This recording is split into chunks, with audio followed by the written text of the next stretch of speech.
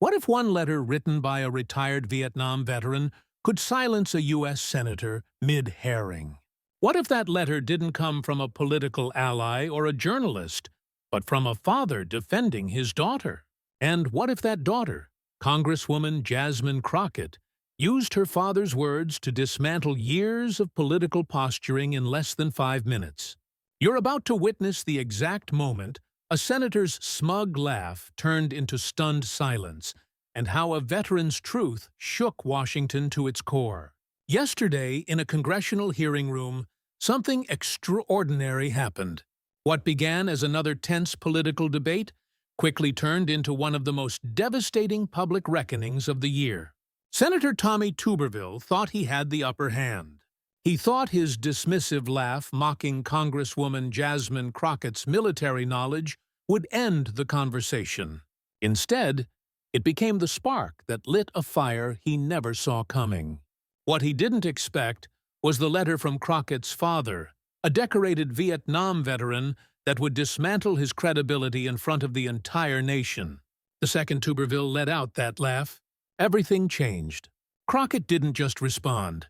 She revealed a part of her past that would silence the room and stun the country. And as she read the words written by her father, the Alabama senator was left speechless. This confrontation didn't come out of nowhere. For months, military families across America had watched helplessly as their lives were put on hold. Promotion ceremonies canceled, relocations delayed, futures put in jeopardy. All because Senator Tuberville had blocked hundreds of military promotions over his objection to Pentagon abortion policies. And while politicians on both sides debated endlessly, it was military families who paid the price. Parents trying to plan for retirement, spouses who couldn't find stable work, children facing relocation uncertainty. The human cost of these political games was staggering. What made this confrontation so explosive was that Tuberville had no idea who he was dealing with. His staff had done their research on her legal career, her political stance, but they had missed the most important part of her story. Jasmine Crockett wasn't just a congresswoman. She was the daughter of a man who had served 3 tours in Vietnam, a man who taught her everything about duty, honor, and sacrifice. Before we go any further, make sure to hit that like button and subscribe. Because stories like these aren't just political moments, they're turning points, and you'll want to be here for all of them. Tuberville came into the hearing with confidence. At 69, the former Auburn football coach had built his political identity around supporting the troops. He saw himself as a defender of military tradition, tough, unapologetic, and uncompromising. He'd been cheered on by rural voters and conservative media for standing firm on his beliefs. But what his supporters often overlooked was this. Tommy Tuberville had never served a day in the military. His understanding of military life came not from boots on the ground, but from the sidelines of a football field. Crockett, by contrast, had lived it, not as a soldier, but as a child of one. Her father, Master Sergeant James Crockett, spent 22 years in the Air Force. He served with honor, came home with scars, and raised a daughter who understood that military life is more than medals and ceremonies. It's sacrifice, uncertainty, and strength in the face of endless change. The hearing was supposed to be about military spending and veteran benefits, but tensions had been rising. Tuberville's blockade of promotions had become a national crisis, and Crockett had come prepared. As she began her questioning, her tone was calm, her words sharp. "Senator Tuberville," she asked, "can you explain to the military families watching at home why their loved ones are being denied promotions because of your personal political agenda?"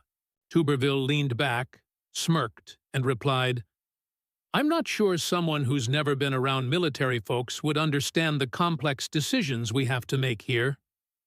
The room fell silent. Crockett's expression didn't change, but behind her eyes, something shifted. "Are you suggesting," she asked, "that I don't understand military issues?" Tuberville leaned into the moment. "I'm just saying, Congresswoman, coaching young men, including plenty of former military, gives you a certain perspective. Some folks talk about supporting the troops, but they've never actually been in the trenches with them." A few Republicans chuckled. Tuberville smiled. He thought he had her, but Crockett didn't blink. "Senator," she said, "coaching football is not the same as serving in combat, and using military families as political pawns isn't supporting the troops. It's betraying them." Tuberville, visibly irritated, fired back. "Now hold on. I've spent my whole career around warriors, real warriors. Maybe if you spent less time in courtrooms and more time with actual service members, you'd understand what we're dealing with here." Then came the laugh, not a casual chuckle, a loud, mocking laugh, the kind that says, "I don't take you seriously." And that was his mistake. Crockett's tone changed. Gone was the lawyer's restraint. What followed wasn't rebuttal.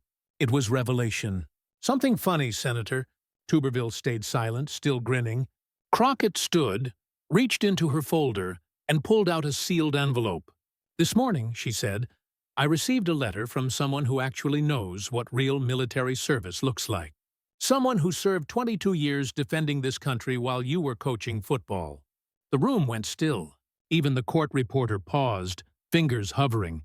"This letter is from my father, Master Sergeant James Crockett, United States Air Force, retired. A man who served 3 tours in Vietnam. A man who earned a Bronze Star. A man who taught me what service really means." She opened the letter. "Senator Tuberville," she began, "I am Master Sergeant James Crockett, writing this letter through my daughter because your recent actions and comments have deeply insulted every service member and military family in this country." You could hear a pin drop. She knows that when you hold up military promotions, you're not making a point. You're destroying careers. You're hurting families. You're turning service into punishment. Tuberville shifted in his seat, face pale, hands clenched. "She knows this," Crockett continued, "because I taught her. I came home from Vietnam with stories of the men I lost, of the friends I buried. I taught her that we don't serve politicians, we serve the country." He tried to interrupt, raised a hand, but she kept reading. "You coached football. That's fine, but coaching is not the same as leading soldiers into combat. It's not the same as holding a dying man in your arms or writing a letter to a mother who will never see her son again." Around the room, veterans nodded. Staffers stopped typing. Phones came out recording. She understands military sacrifice, not from policy memos, but because she lived it. She watched her mother worry every day. She moved from base to base. She waited for news that her father was alive. Crockett's voice was calm, strong, unshaken. "You laughed at her, but you didn't just laugh at a congresswoman. You laughed at every military family in America. You mocked their sacrifice, their service, their pain." And then she read the final line. "My daughter has more understanding of military sacrifice in her little finger than you've developed in your entire political career." Signed, Master Sergeant James Crockett, United States Air Force, retired, proud father of Congresswoman Jasmine Crockett. Crockett looked up. "Do you have anything to say to my father, Senator? Any response to a man who actually served while you were drawing up football plays?" Tuberville could barely speak. I have great respect for your father's service. I never meant—" "You never meant to what?" she interrupted. "Laugh, dismiss military families, play games with their futures." The room stayed silent. The senator, once so smug, looked completely deflated. The hearing ended without another word from him. But across the country, the moment went viral. The hashtag Master Sergeant Crockett letter exploded online. Military families posted their own stories. Veteran organizations issued statements. Even conservative voters who supported Tuberville before were forced to reckon with what they saw because this wasn't about politics. This was about moral authority. Master Sergeant Crockett's words hit deeper than any sound bite. They exposed the truth, that no amount of political bluster can replace lived experience, that understanding military sacrifice takes more than slogans. It takes service. The letter became more than a moment. It became a movement. And for Senator Tuberville, that laugh became a defining mistake, one he'll never be able to walk back. So, if you're tired of political theater, if you want to hear from voices that have earned their place, not with spin, but with sacrifice, make sure you subscribe. Because these aren't just stories, they're the battles shaping our democracy. And we'll be here to bring you every single